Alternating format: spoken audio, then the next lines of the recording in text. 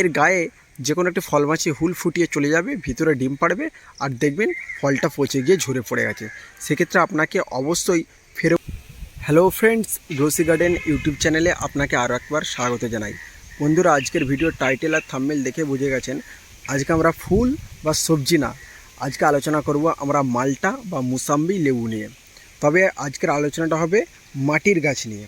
আজকে কোনো টবের গাছ নিয়ে আমরা আলোচনা করতে যাচ্ছি না, তাই ভিডিওটি না টেনে সম্পূর্ণ দেখুন।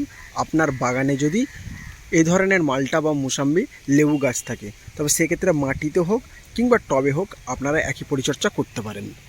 এই গাছের ক্ষেত্রে সেরকম যত্ন পরিচর্যা পড়ে না, প্রকৃতির নিয়মেই কিন্তু গাছে ফল ফুল চলে আসে। এই গাছে আমি একবারে কিন্তু সার প্রয়োগ করিনি, প্রায় পরিচর্যা করেছিলাম বলতে গেলে যখন আমি গাছ লাগিয়েছিলাম তখনই কিছু জৈব সার দিয়ে গাছটাকে বসেছিলাম।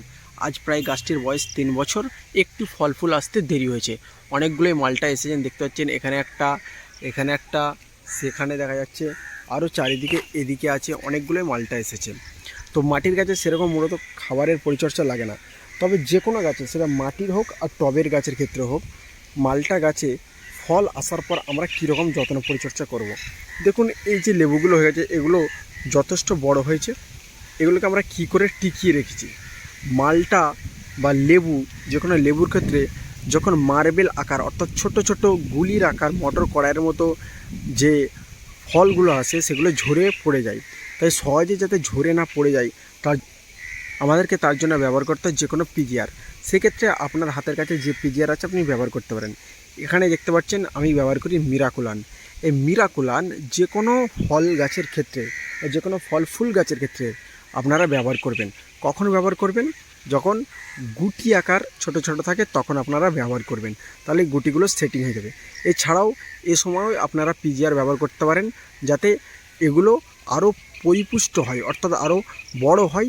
এই জন্য আপনারা যে কোনো পিজিআর ব্যবহার করতে পারেন, কারণ এতে ভিটামিন আছে, এটা প্ল্যান্ট গ্রোথ রেগুলেটর, ফল ফুলের সাইজকেও যথেষ্ট বড় করে। তাই অবশ্যই আপনারা মালটা গাছের ক্ষেত্রে এগুলো ব্যবহার করবেন। অনেক ক্ষেত্রে দেখা যায় যে ফল ফুল এলেও সেই ফলগুলো সুন্দর হয় না, ফল ফেটে যায়, ফল বেঁকে যায়, ফল ছোট হয়ে যায়, খর্ব হয়ে যায়, ফলের গায়ে ফাটা দাগ দেখায়। সেই ক্ষেত্রে অনুখাদ্যের অভাবে এই জিনিসগুলো হয়ে থাকে। তাই অনুখাদ্যের অভাবে যদি এই জিনিসগুলো হয়ে থাকে, আমাদেরকে অবশ্যই ফলো রাখতে হবে, যে কোনো একটা অনুখাদ্য দিতে হবে।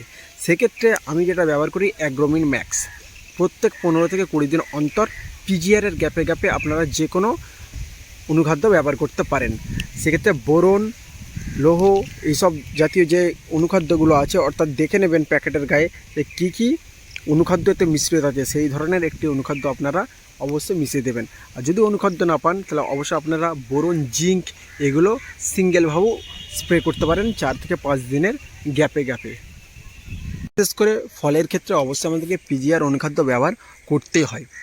আরেকটি খুবই গুরুত্বপূর্ণ বিষয়, গাছে কাঙ্ক্ষিত ফল ফুল এলেও, সেগুলো দাঁড়িয়ে গেলেও যেটা সব থেকে বিপদ ডেকে আনে সেটা হচ্ছে ফল মাছি।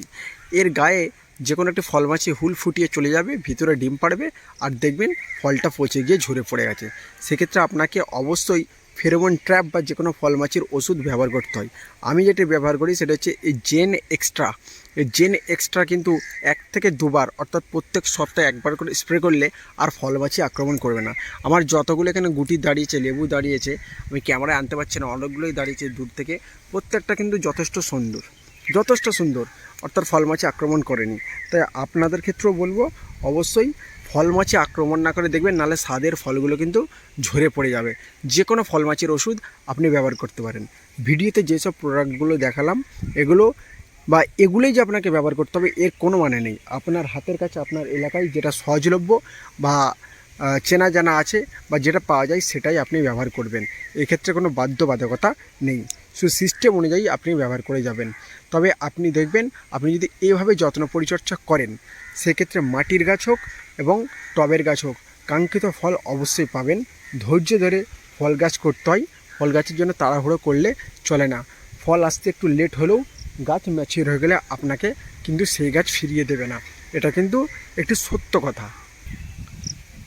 তবে আপনি যদি মনে করেন আপনার গাছে আপনি কোনো ধরনেরই ওষুধ ব্যবহার করবেন না বা অন্য কোনো জিনিস প্রয়োগ করবেন না, সেক্ষেত্রে কোনো অসুবিধা নেই। তবে কাঙ্ক্ষিত ফল না পেলেও অল্প পরিমাণে ফল পাবেন। মাটির গাছের ক্ষেত্রে সেরকম যত্ন পরিচর্যা লাগে না, বারবার বলছি। টবের গাছের ক্ষেত্রে আপনি ব্যবহার করতে পারেন যে কোনো জৈব সার এবং রাসায়নিক সার। সেক্ষেত্রে ফল ফুল কীভাবে আনবেন, ফল ফুল না ঝরে পড়ে যায়, টবের গাছে কিভাবে যত্ন পরিচর্যা করবেন, সেই নিয়ে বিস্তারিত ভিডিও খুবই তাড়াতাড়ি আসছে।